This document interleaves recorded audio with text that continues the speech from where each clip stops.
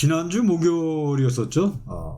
서초구 잠원동에 위치한 신반포 74제곱미터가 이제 이 경매에 나왔는데 감정가가 22억 6천인가 나왔었죠. 그런데 낙찰가는 33억 6천만 원. 감정가라는 건 이제 보통 이 경매에 나오기까지 한 6개월 정도 걸리죠. 그러면 6개월 정도의 전에 감정평가사가 이제 감정한 평가 금액인데 그거보다 무려 한 11억 정도, 지금 한 50% 정도 올라서 지금 이게 낙찰이 됐는데요. 이런 현상이 왜 지금 나타날까요?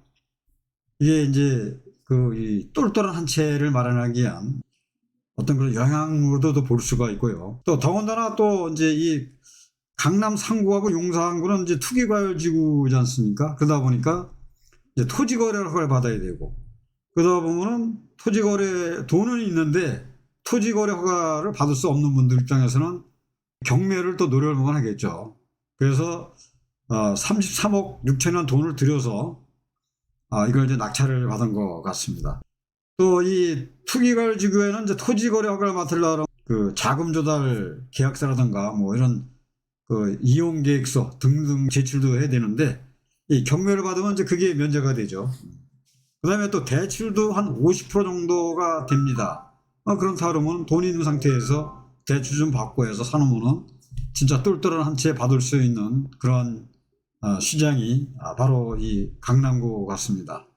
그래서 참 이 시세보다 감정평가보다 150%라도 들어가는 게 요즘 아마 이 흐름인 것 같습니다. 자, 오늘은 청약통장 가입자 이탈의 충격이라는 제목을 가지고 방송을 한번 해보겠습니다. 시청하시기 전에 좋아요와 구독을 누르시면 제작에 큰 힘이 되겠습니다. 청약통장 그 가입자가 한 달에 한 7만 4천 명이 줄었다 그럽니다. 이 현상과 이제 영향을 이제 좀 알아보겠는데요. 청약통장 가입자 현황이죠. 현재 가입자 수는 뭐 2,600만 명, 뭐 그런 이제 상대가 된다고 그러죠. 2,671만 9,542명으로 지난달 대비 7만 4천 명이 이제 감소했고, 연속 그 감소 개월수는 22년도 6월부터 2년 4개월 연속 감소 중이라고 합니다. 자, 그러면 2030 세대가 이 이탈하는 원인이 있겠죠. 첫째가 치솟는 분양가입니다. 서울의 평균 분양가가 제곱미터당 1,420만원. 그럼 이거를 평으로 계산한다면 한 4천만 원대가 넘는 거죠. 그러면은 전월 대비 6.13%가 상승이 된 거고, 또 월 납입금도 부담이 또 증가가 됩니다. 기존 10만 원에서 25만 원 상향이 되다 보니까 이 납입금도 또 부담이 되고, 그 다음에 또 낮은 당첨 가능성이죠. 보통 서울의 청약 경쟁률이 164.39대 1. 매우 높죠, 사실.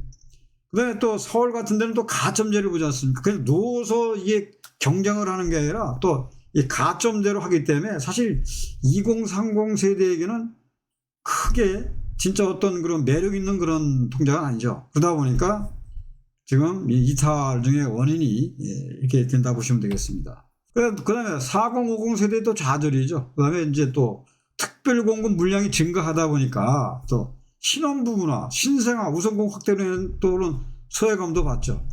그 다음에 긴 기다림인데 15년 이상 무주택이 필요하고, 이 15년이 더 가죠, 사실.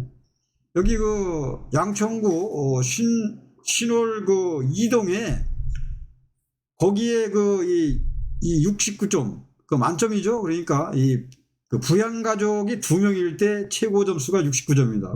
69점 이 확실한 받은 통장이 들어가서 이때 한번 얘기가 됐었는데요. 그러면 69점이 넘어서 81점이 되려고 그러면은 뭐 부양가족이 3명이라든가 아니면 또 뭐 노부모 공약이라든가 어떤 그런 거가 이제 이게 돼야 이제 이게 된다는 얘기인데, 자, 그러다 보면은 뭐 20년 이렇게 기다렸다가 또 이렇게 이 신혼부부나 신상 우선 공급 확대로 인해 소외감이 되니까 또 4050 세대도 또 좌절이 되는 거고, 그 다음에 또 높은 가점 요건이나 중자녀층의 어려움도 하나의 어떤 장벽이 된다. 그러다 보니까 2030이든 또 4050이든 모두가 어떤 거기에 대한 어떤 매력이 점점 더 떨어진다 이렇게 볼 수가 있을 것 같습니다.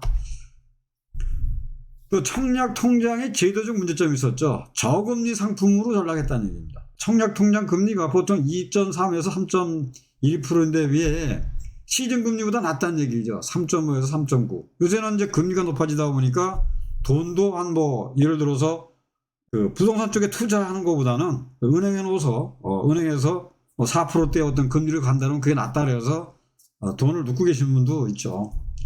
또 분양가 상한제 역설입니다. 낮은 분양가지만 그러나 그게 높은 진입장벽이 된다 보는 거죠. 164대 정도 된다면 그게 가점이 높은 것도 문제가 되는데 거기에 또 경쟁이 또 해야 되니까 그 높은 진입장벽도 이 문제가 되는 거고. 그 다음에 또 특별 공급 확대. 또 요새 또 신혼부부라든가 어떤 그런 그러니까 결혼 5년 차까지는 신혼부부로 인정이 되잖아요. 그러다 보니까 그로 인해서 일반 공급이 축소가 되니까 기회가 감소해진다. 그럴 바엔 차라리 그냥 이탈하는 게 낫다라는 이제 그런 마음을 갖게 되는 거죠. 자, 청약 통실의 현실입니다. 이게 참 청약 통장은 더 이상 꿈의 통장이 아니다 했습니다.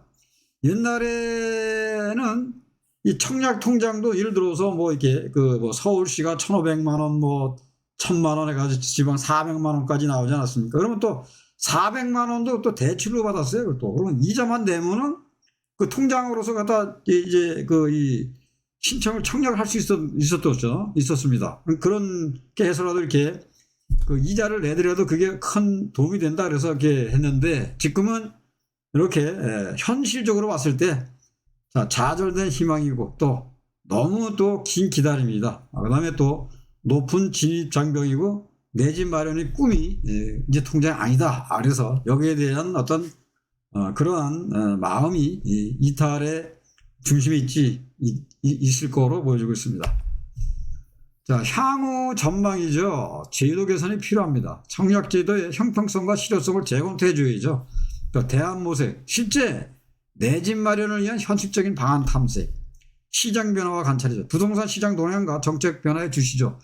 지금 역세권 도시 정비형 재개발이라든가 그 다음에 또 역세권 활성화 또 그런 쪽으로 해서 또 이런 재개발 사업도 확실하게 진짜 간다. 그럼 내가 빌라를 하나 사가지고 10년 후에 간다 그러면 그게 더 빠르다는 얘기 아닙니까? 이거를 청약 통장에 들어서 어떤 당첨된다는 보장도 없이 진짜 이걸 매월 25만 원씩 들어간다는 것도 그게 사실 또 문제가 되지 않습니까? 그래서 그런 면에서 제도 개선이 필요한 거고 그다음에 또 대안도 모색을 해줘야 된다는 얘기죠. 실제 내 집 마련을 위한 현실적인 방안이 이제 탐색이 돼야 되고 또 시장 변화도 관찰해야 됩니다. 부동산 시장 동향과 정책의 변화죠. 요새 진짜 분양가가 얼마나 높아집니까? 과천도 22억에 분양을 했죠. 그때 전부 다 저거 미분양 날 거다라고 이렇게 눈여겨봤지만 미분양이 안 됐죠. 전부 다 완판이 됐습니다. 상도동 상도 크라비루라든가 이런 데도 보면은 이런 그 분양가가 높다. 그 다음에 둔천주공도 마찬가지였어. 또 그때 13억대에 너무 이게 분양가 비싸다 그랬는데 지금 13억이 뭐죠? 22억 가까이 넘어가지 않았습니까? 이런 거를 봤을 때는 이게 차라리 재개발 쪽으로나 이런 데가 더 안전하게 갈 수 있다. 진짜 이 서민들의 주거 사다리가 된다라는 어떤 그런 믿음이 깨지니까 그런 현 상태에서는 지금 청약 통장이 그만큼 인기를 끌지 못하고 있다 이렇게 볼 수가 있을 것 같습니다. 자, 오늘은 이 청약 통장에 대한 어떤 그런 제도라든가 모색 방안에 대해서 말씀을 드렸는데 여러분들의 청약 통장 경험은 어떠셨던가요? 댓글로 함께 이야기를 나눠보시면 좋겠습니다. 자, 다음 영상에서는 실제 내 집 마련을 위한 현실적인 대안에 대해서 한번 알아보도록 하겠습니다. 오늘 준비한 영상은 여기까지입니다. 시청해 주셔서 감사합니다.